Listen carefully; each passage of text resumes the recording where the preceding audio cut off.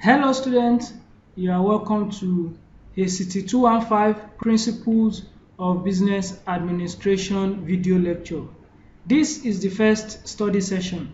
We are going to be discussing about nature and purpose of business organization. In this study, we'll be discussing about business. We will discuss about nature or characteristics of business organization. We will also be discussing about the scope of business organization. And finally, we will talk about functions of business organization.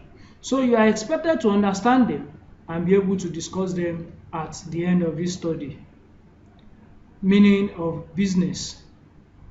A business can be defined as an institution organized and operated to provide goods and services to the society with the objective of earning profit. For example, people like transporters, bankers, traders, tailors, taxi operators, and so on and so forth are said to be involved in business.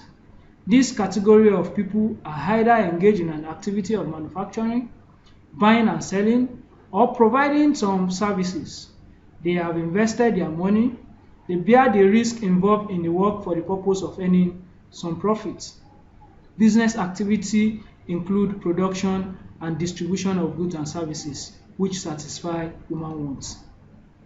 A business organization has the following characteristics: dealing in goods and services, number one.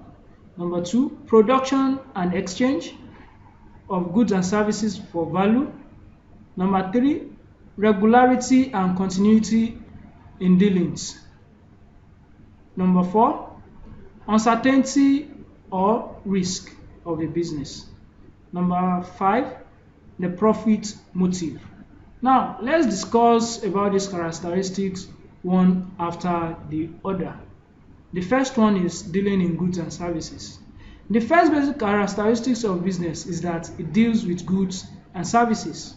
Goods produced or exchanged may be consumer goods such as bread, rice, cloth, or capital goods such as machine tools or other form of tools. The consumer goods are meant for direct consumption, either immediately or after undergoing some processes, whereas capital goods are meant to be used for purpose of further production. Capital goods are also known as producer goods. Examples of such include supply of electricity, insurance, transportation, and so on and so forth. The second one is production and exchange. Every business is concerned with production and exchange of goods and services for value.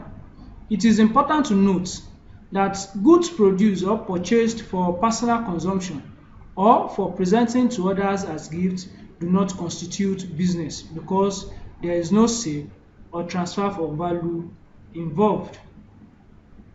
The third one is regularity and continuity in dealings.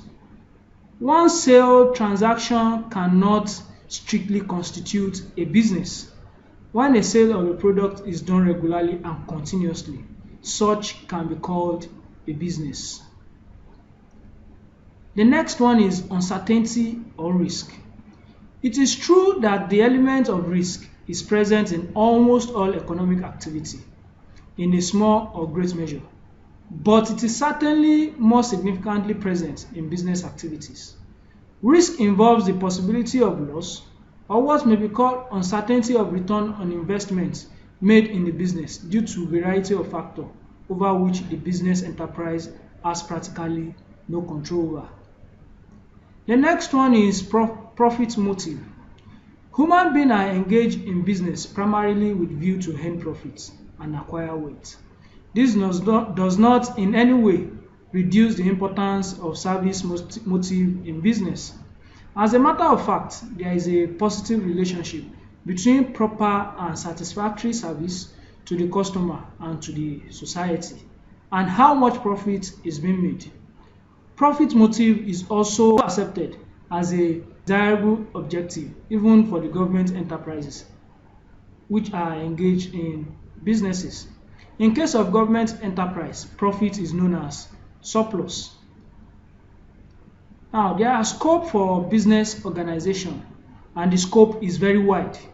It includes a large number of activity which may be classified under two broad categories, namely the industry and commerce rather. Industry. Industry deal with activity of extraction, production, conversion, processing or fabrication of products, while commerce refer to process of buying and selling. This include wholesale, retail, import and export, and all those activities which facilitate or assist in buying and selling, such as storing, packaging, warehousing, etc. The concept of commerce is divided into two types, namely the trade and aids to trade.